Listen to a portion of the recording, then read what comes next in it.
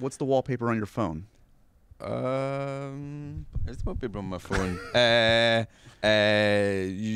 Children. My children. It rotates different children. And my sister's child. Prepare your ears, humans. Happy, Sad, Confused begins now. I'm Josh Horowitz, and today on Happy, Sad, Confused, he's done so much in his career. He's kicked the ass of a journalist in a gym. He's had sex with a computer. He's robbed a restaurant high on PCP. And that's just Sketches with Me. I forgot about that one. It's the one and only James McAvoy. Thank you very much for having me. It's a pleasure to be here as always. It's good to see you, man. Congratulations. We talked before about this movie, but this is the deep dive. Speak No Evil. This is a fun one. How you feeling?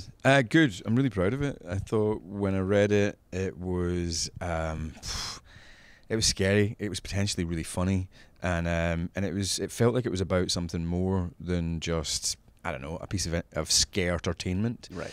And that's kind of what Blumhouse do so well, isn't it?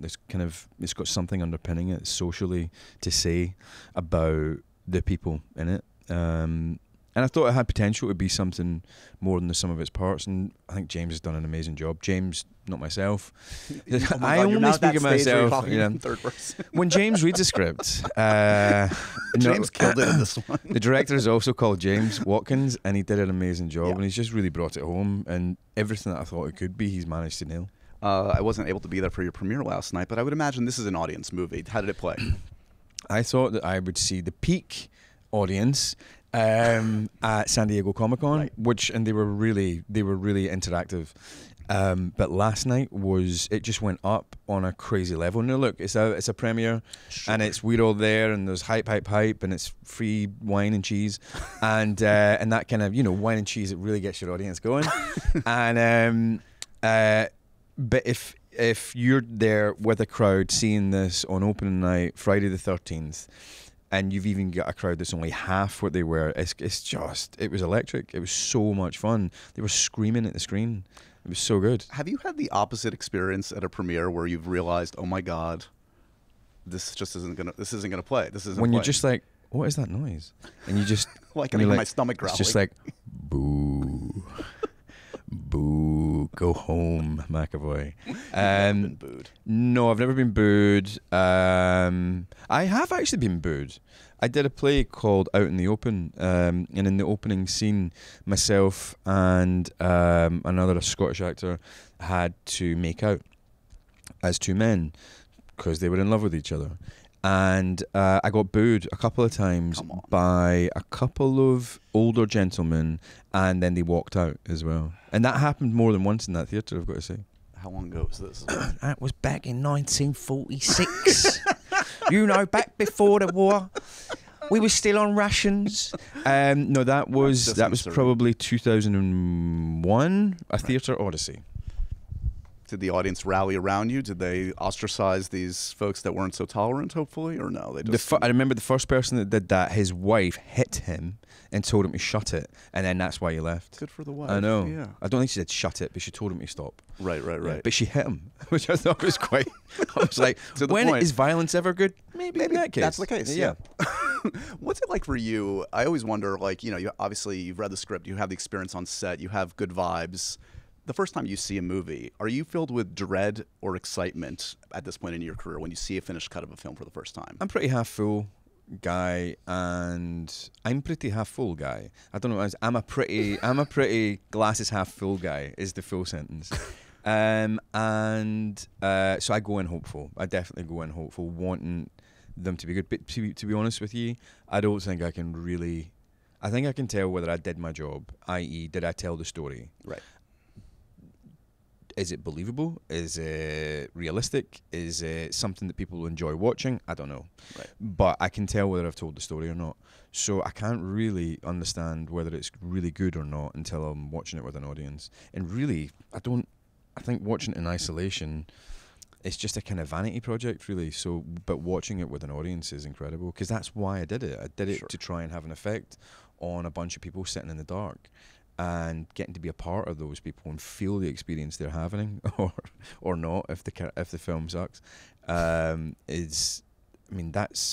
that's the ultimate sort of, if there is any validation, if there is any sort of reward other than financial, which of course is the other reason I do it. Right.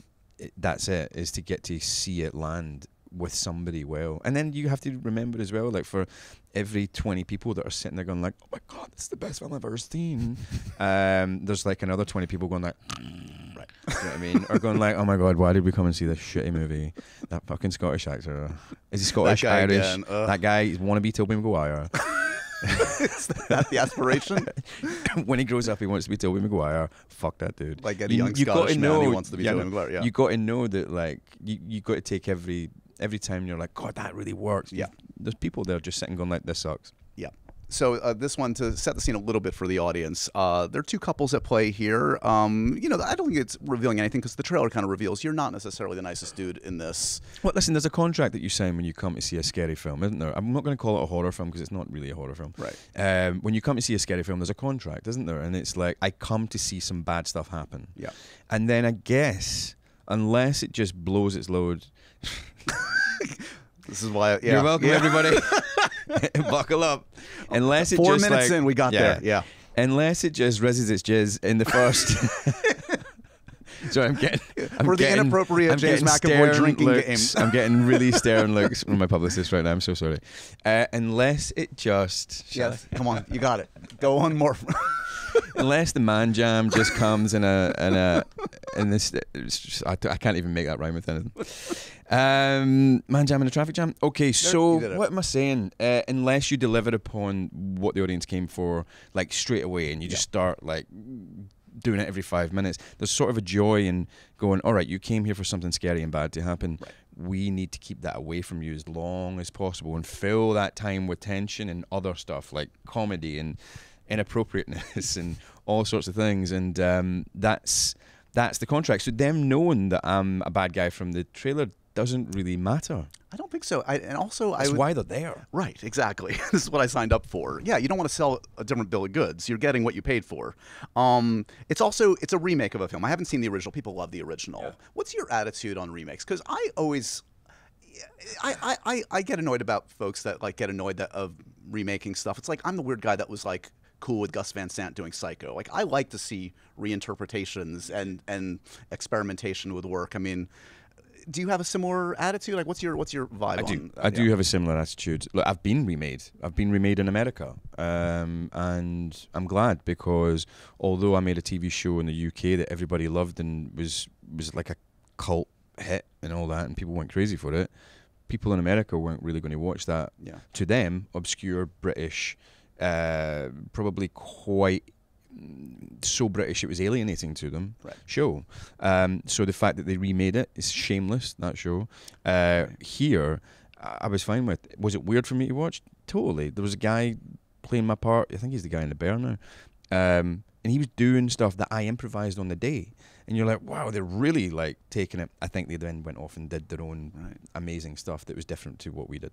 I didn't realize that Jeremy Allen White replayed your character. I think I may be wrong. We'll go back to the IMDb. I'm just going to pick really great actors and say that they've like played my roles. Laurence Olivier remake. Al Pacino played James's part in The Chronicles of Narnia, the remake. And I would watch it. Greta Gerwig. Lucy. How'd that go again? Lucy. I can't do Al Pacino, and I'm really sorry, Mr. Pacino. He's a big fan of the show, so he's good. He loves me. So, what were we saying? I don't know. Something about remakes. So no, look, I've got a couple of views on remakes. This is one of them. Right? Get ready. If you're going to shoot your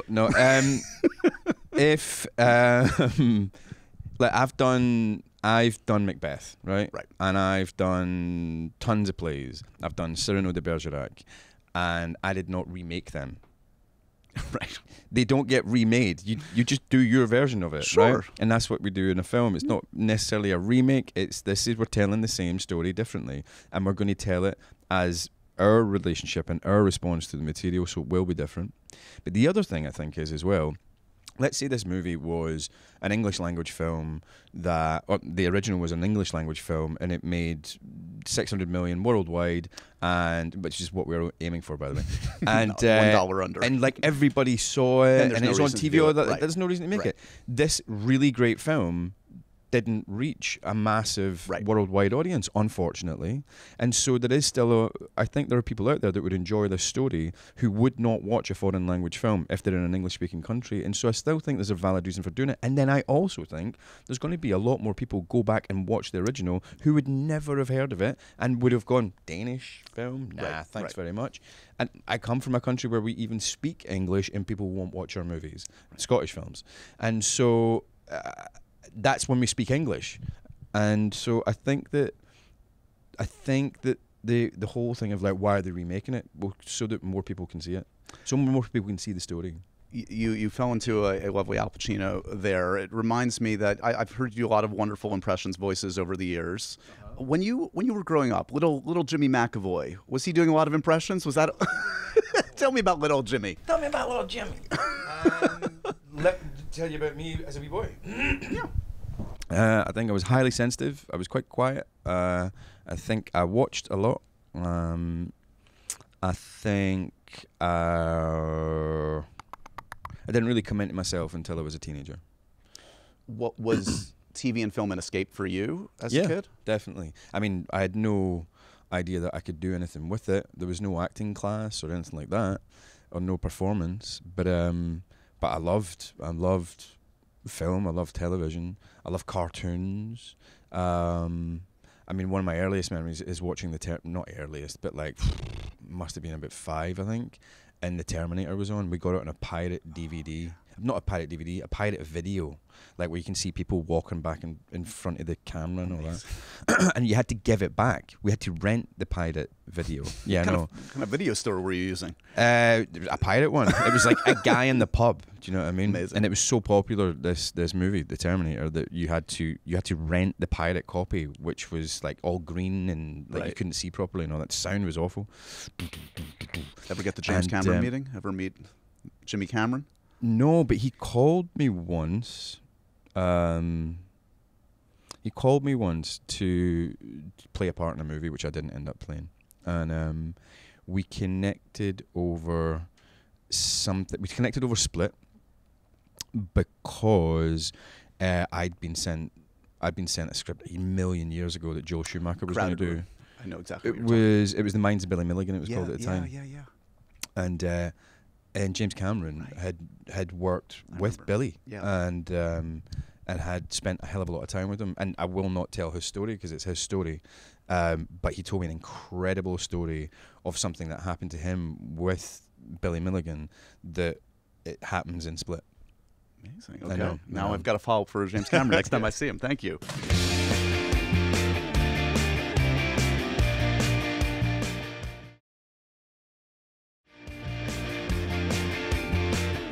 We've talked about Trek over the years, but we've never had time to really dive in. I'm curious, like, was it original series or next gen? It was next gen for you, right?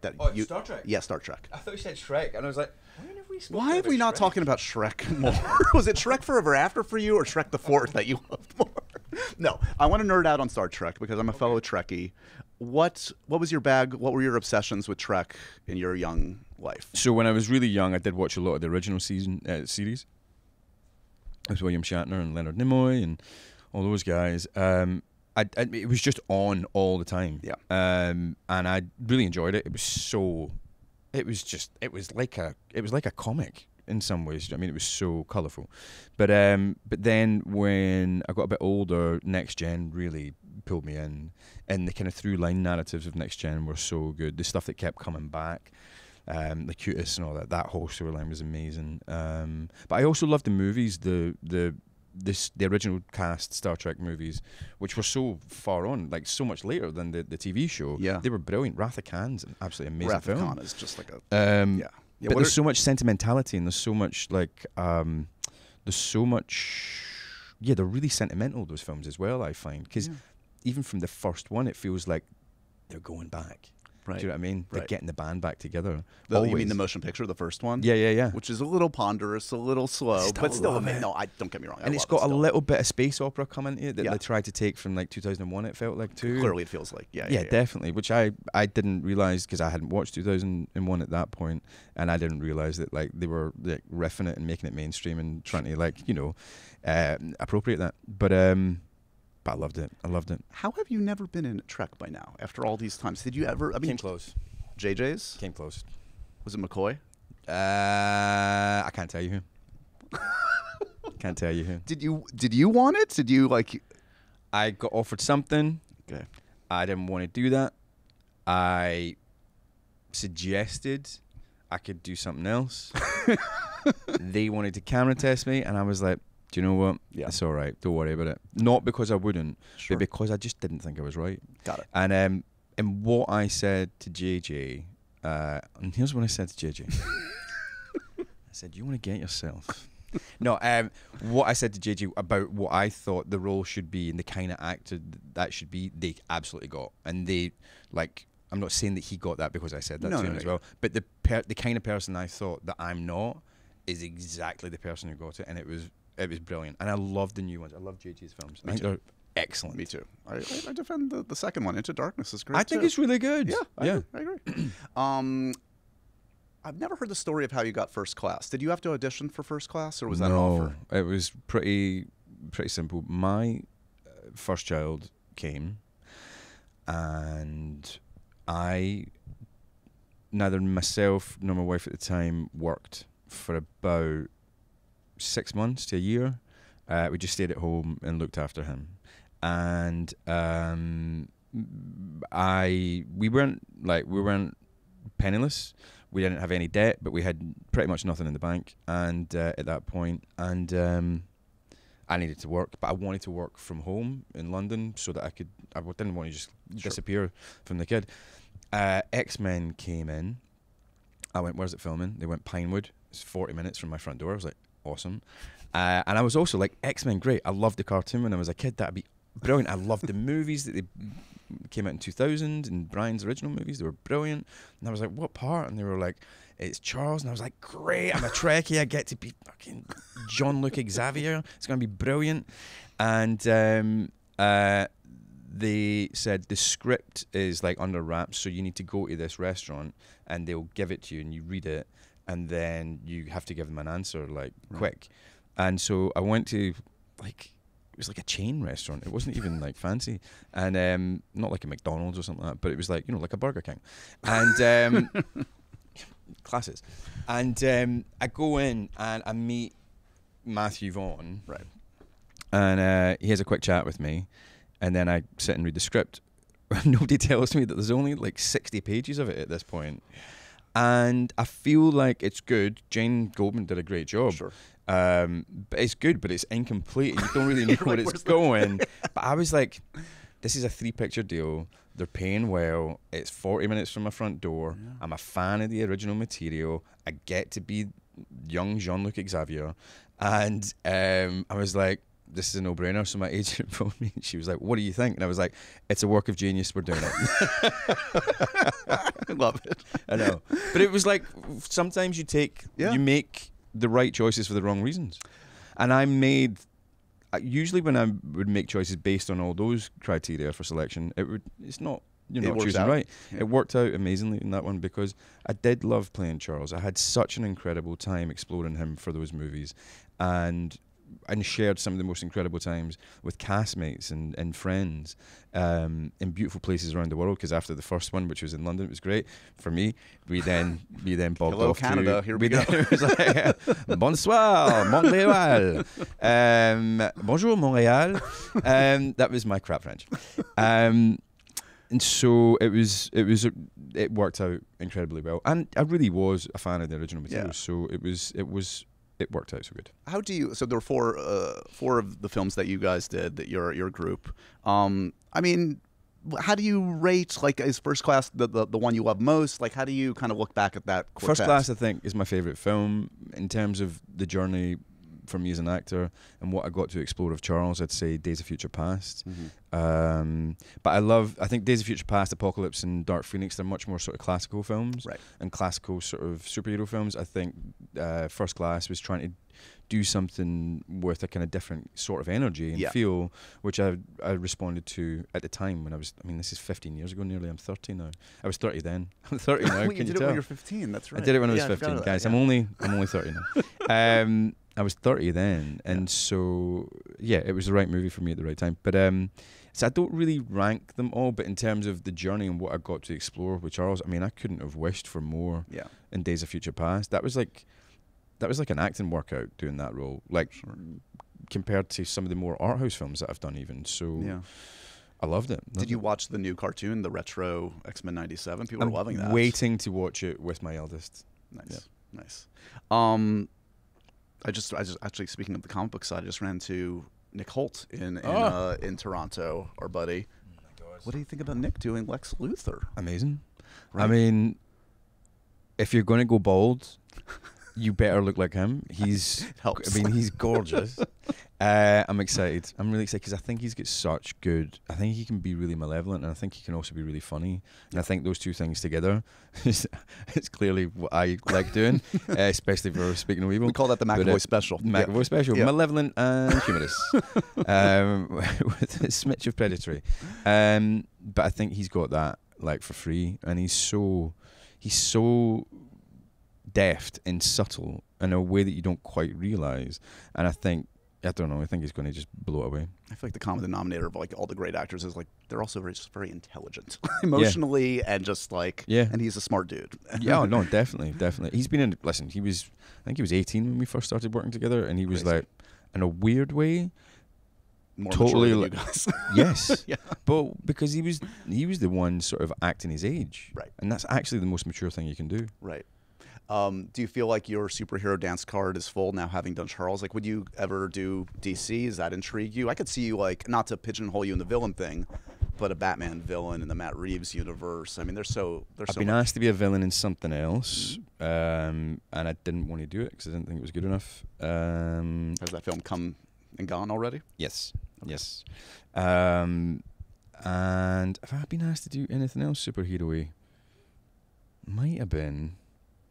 Yeah, listen, I'm not adverse to doing anything as long as it's interesting and I think it can be entertaining or disturbing or upsetting or depraved. No, Again, the McAvoy or funny, special. or funny and romantic. Look, as long as it's complex and interesting and does something cool to the audience, I'm up for it. As long as I get to do something interesting to deliver that to the audience, I'm up for it.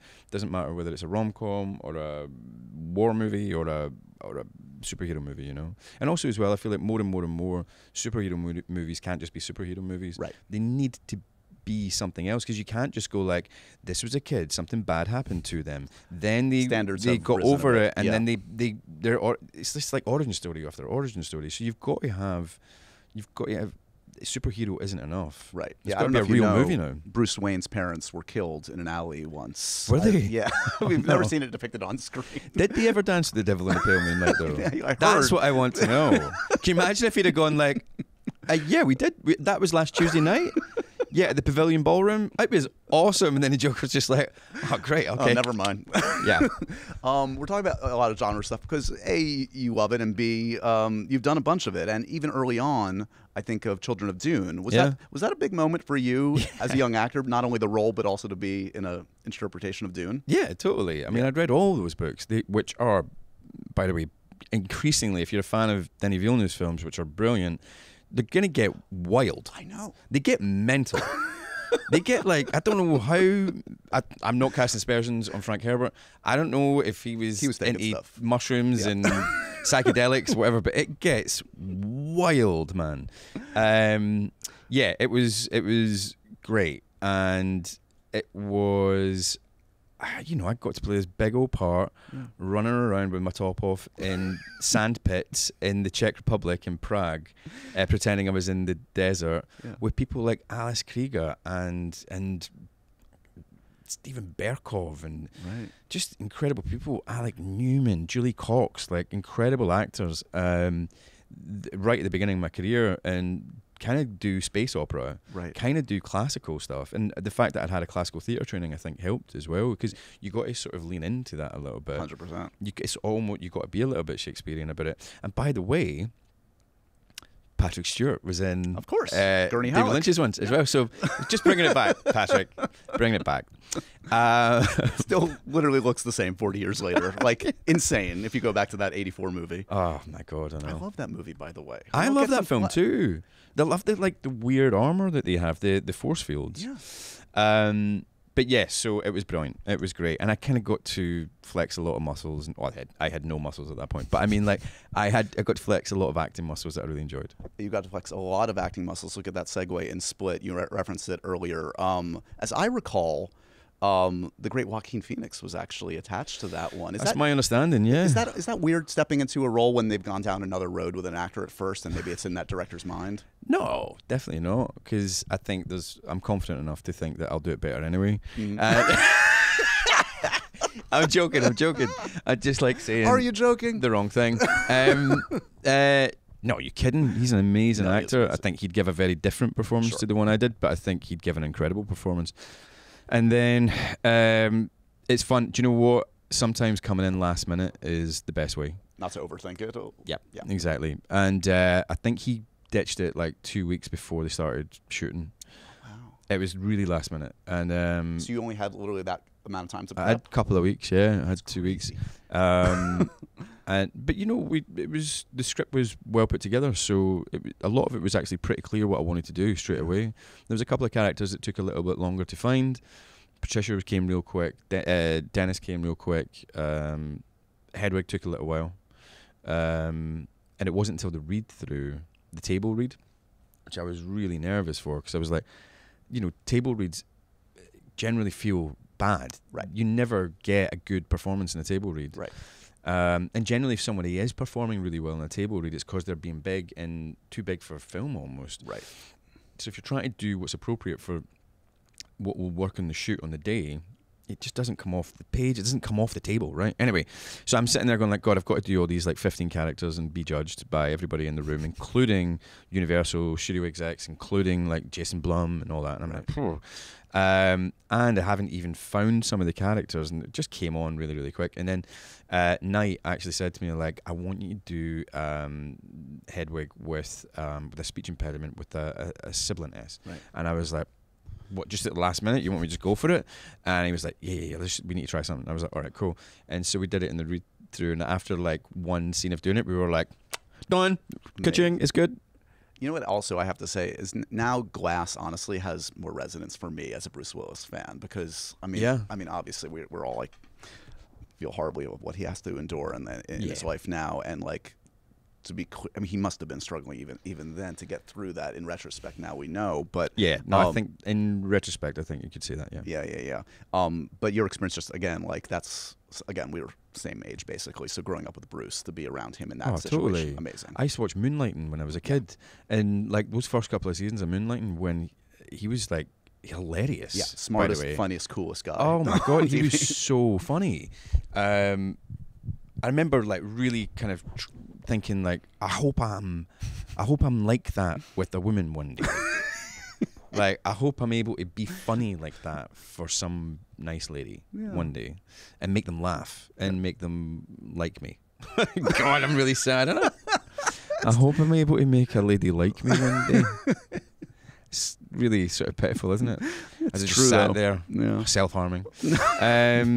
Not making jokes about self-harm. No. Jesus Christ. It's okay. Right, moving on swiftly. Back to the edit. Yeah. Maybe I'm not joking. Back to the edit. No, I was gonna say that's I can edit anything out. There'll be like 6 minutes left of this interview. Yeah. Look, there are two categories in life for things you should either take a total crapshoot on or things you really shouldn't. For instance, maybe try the new almond milk or oat milk alternative for your coffee today. Why not? What's the harm? Maybe try that new exercise class you've been hearing all about on Instagram. Totally cool. Here's something that should not ever be a total crapshoot: finding the right doctor. Your health is too important. And with ZocDoc, it's not a crapshoot anymore, because you've got more options than you know. ZocDoc is a free app and website where you can search and compare high-quality in-network doctors, choose the right one for your needs, and click to instantly book an appointment. We're talking about in-network appointments with more than 100,000 healthcare providers across every conceivable specialty. Mental health, dental health, eye care, skin care, anything you can imagine. Plus, ZocDoc appointments happen fast, typically within just 24 to 72 hours of booking. You can even score same-day appointments. I've used ZocDoc, and you should too. So stop putting off those doctor appointments and go to ZocDoc.com/happysad to find and instantly book a top-rated doctor today. That's ZocDoc.com/happysad. ZocDoc.com/happysad.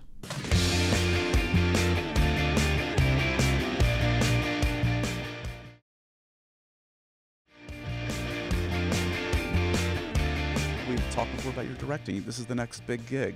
Let's talk about my directing. Okay, so Let's talk about your direction in life. It's a real problem. You are going to be directing your first film. Yep. This is a very big moment, an exciting moment. For me, anyway. For all of us. We're excited for you. I'm excited for you. Is this something that you've been wanting to do for a long while? Or Yeah. Yeah. Yeah, I've been thinking about it for ages, and I think I was sort of I worked quite a lot in my early career with a lot of first-time directors who maybe were a bit at sea with their grasp of a set and their grasp of maybe how to work with actors and stuff like that. Hi, Jennifer Hudson. Wow. After working with each other for 20 years, I'm sad to say it's time that we partner. Is it 20 years? You had a good run. 15? You had a good run. Okay. So for the record, he's not talking to anybody. There's nobody in that corner. It's just imagination. So yeah, I got work with a lot of people that maybe were just a bit fresh and a bit new and didn't know what they were doing, and that sounds really damning, but hey ho, that's what you can do after 30 years in the business. You can say what the fuck you like, and it made me think like I could do this. I know how to do this, and then I started working with some people who are like actual masters of their craft, and I was like, oh shit, I can't even see what it is that you're doing so well. It's so invisible to me. It's like magic. And that gave me pause and made me think I actually need to do some more time on this and not just go like, oh well, he's made a mistake there, I won't make a mistake, or I know how to not do that mistake. Actually actually trying to recognize what it is that somebody makes so beautifully sometimes is harder to see than the mistakes. So it's learning from positives is harder than learning from the negatives. But the lesson that you learn is so much stronger that you take away. So is there a specific that you're even thinking of that you've now kind of like you're hoping to internalize as you step on set that you've seen? I don't want to. Yeah, maybe. I think certainty is really important. Right. Because how can you take direction from somebody if they don't seem certain? Yeah. So if somebody's asking you to go out on a limb and try something really wacky, weird, hard, challenging, upsetting, whatever it is, and they don't seem to believe in themselves or believe in the movie at times or really understand if a scene works or not, like it's quite hard to go like, yes sir, I will run through the flames for you, because you seem 40% sure of what you want. Exactly. And but I've also had really good working relationship with directors that are like, I don't know, what do you think? What do you think we do? What do you think? I don't know. And it's kind of worked out, but so I think certainty is a big thing. And then anyway, so that happened. I waited a long time. Then I kind of thought, now's the time. And then because I'm Scottish, even though I've done roughly 2.1 Scottish jobs in my life, everybody sends me gritty Scottish drama, which is great. And I'm from a gritty Scottish place. I'm from a council estate, or a project, as you guys call it. I think you guys call it a project. Mm-hmm. And that's great. I love those stories. I want those stories to be told. It's not necessarily the kind of story I want to tell. Sure. I want to tell stories about people from that background, 100%, and I will be in my film. But I don't just want it to be like it's black and white and it's grim and it's like everybody's on drugs and like then we die. Do you know what I mean? Because actually there's a lot more life and ambition and aspiration in a community like the one that I came from. And so even though this story is set in a different city, it's from people who have limited horizons and who have limited opportunities, and they're striving to get through a glass ceiling, and they're doing so in a really entertaining way that can actually hopefully be about those people but not just be the type of style that is branded for those people. I wouldn't guess, knowing you over the years, like this is going to be one of those like first time like self-serious kind of auteur. It's just going to be you like entertainment at the end of the day. You cut to your ass review. Like, whoa, was I wrong? Wow, navel gazed for 40 minutes. We'll see. It was black and white. It was really gritty. They were all on drugs. Exactly. They are on drugs in this film actually sometimes, but fun ones. Fun drugs. Yeah. Fun drugs. Yeah. You know, the fun ones. Is there anything I need to help manifest? You're not wanting for opportunities in your career. Do we need acting wise? Yeah. Do we need I mean, again, we've talked about all these genre opportunities. Do you need to be a Harry Potter teacher? Do you need your Star Wars role finally? I can't. Oh, I was nearly in Harry Potter. What? Almost, yeah. Who? You can say this. I can probably say this one. The very first movie, I think it was, and it was was it Tom Riddle's in the first one, right? In the very first one? But he's like in it for like a scene. Okay, yeah. That in a sounds flashback or something like that. Okay. You were gonna they had, I seem to remember, it was right at the beginning of my career. I auditioned for it, and I think they wanted to put me on a retainer. They offered me something like, it was crazy. I hadn't hardly done any work. Yeah. And me and I think maybe 10 other actors or something like that, they wanted to put us in a retainer so that they could hold us and keep us to choose later who it would be. It was a really strange thing. Yeah. And they offered quite a lot of money. For me at that time, it was a ton of money. It was like £40,000 or something like that. Right. And I'd done very little work, and I wouldn't be able to do any work for about 7 months, I think it was. Right. And I said to my agent, what do you think? And Ruth Young, who's been my agent since, well, for, what is it? 24 years, Yeah. at least 25 maybe.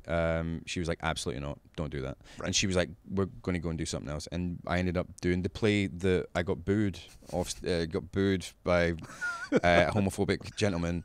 Full circle. Yeah. I did that instead and got paid, I think, £275 a week. But it was always wise with but the it was finances. part of the making of me, and it was No, like of I course. actually got an acting workout. I was actually learning and doing all that. But And now you can play Harry Potter in the reboot. Now you haven't eliminated that as an option, so you can go back, and since you still look spry and young. HP. Yeah. HP sauce. I don't know if there's anything that I'm really missing in terms of what I've covered. I don't think I've done enough sci-fi. Just because I love it. Yeah. And I don't, because all I've done is, I did Children of Dune, right? And Sure, then I anything guess. else? You know, you're right. I mean, I guess the things we're talking about aren't strictly sci-fi. X-Men, I guess, is sort of sci-fi, Yeah. but it's No, you need like a Danny Boyle Because yours Sunshine. were like you so, need like a... yeah. I love sci-fi. I don't think I've done enough comedy, but I've been able to be funny in things that aren't comedies. Always trying to bring the gags. And Look, they just need to look at the after-hours sketches we've done. I can personally attest you are a gifted comedian. there's no one kind of role that I miss, but I think I'd love to do more sci-fi, and I'd probably love to do more comedy. All right, let's end with this. The happy, sad, confused, profoundly random questions for you, James. Dogs or cats? Dogs, but I'm allergic to both. Oh, okay. Do you collect anything? Regrets. In a while. I've had a few. Do I collect anything? No. Okay, No. okay. What's the wallpaper on your phone? There's the wallpaper on my phone. Children. My children. My children. It rotates different children. And my everywhere. sister's child. Who's the last actor you were mistaken for? Does that ever happen? Oh. Yeah, no, it happens a lot. I think just because people go like, oh, he's Scottish, isn't he? He's Scottish. And they go like, oh, and then they kind of go like, there's only like 3 of them or 4 of them, isn't there? There's like Gerard Butler. There's Jerry. There's Ewan. There's that guy, McAvoy. There's him. And then, and is that it? Like, and they kind of like, I've been asked if I'm Jerry McAvoy once before as well. Yeah. I'm Jerry McAvoy. Yeah, one of my favorite actors out there. What's the worst note a director has ever given you? Oh, 100%. I'm doing a TV show, and we're rehearsing, and what we're rehearsing is a walk and talk, like with a Steadicam, and we're walking down a big alleyway, but we're in a room that's smaller than this, Right. and the director's like, let's get it up and get it on its feet, and we're like, okay, so do you want us just to walk around the room? He's like, no. How can I watch it if I'm walking backwards the whole time? He's like, all right, cool. We'll just stand here side by side as if we're walking down the corridor, and we'll just do the scene. It's half-assed, and it's like, whatever. It's like, we're in a room. It'll be brilliant on the day. And, but of course. And we start, and he goes, boys, cut. And we're like, what? And he goes like, I can't watch this. It's so fake. And we were like, what do you mean? You don't want us walking, but so what's the point in even doing it? He went, well, listen, all you need to do is on the spot, just do a bit of this. And I'm like, what? He's like, yeah. And he said, he'd just done, oh God, I'm going to name and shame him if I say what the show is. He'd just done a show in which there was a lot of walking. Okay. And like in the wilderness, and I won't tell you what it is. And he said, the way we rehearsed it is I got all the actors to do this in the rehearsal room. They must and love I you. just, and I mean, I think I was 23 at the time. I think I was just about to go off and do Last King of Scotland. I'd not played like the lead quite a lot, but I was like, I'm 23, I'm calling this. I was like, I'm not doing this, mate. It's so silly. It's so stupid. I think we should just sit down and read the scene. And he got really angry with me. But he was a bit of a dick. Anyway, yeah. And in the spirit of Happy, Sad, Confused, an actor that always makes you happy. You see them on screen, you light up. Ben Whishaw. It's a good one. He's been named before. Great actor. Yeah. Movie that makes you sad? Because it's so good, or because However you I'm want just it. sad it exists because it's so bad. I'd like that too. Whatever you want. A movie that makes me sad. Oh, I mean, loads of things make me sad. Brief Encounter. And then if I'm flicking through channels, I don't do this often, but Atonement still gets me. If I'm flicking through channels, it's on, and I'm like, oh God, it draws me in because I love those two characters. They really touched me, and their story still sits with me. But Brief Encounter, I'd say, is so beautifully tragic and sad. And that's a testament to how good a movie is if you're in it and you still can disassociate enough to.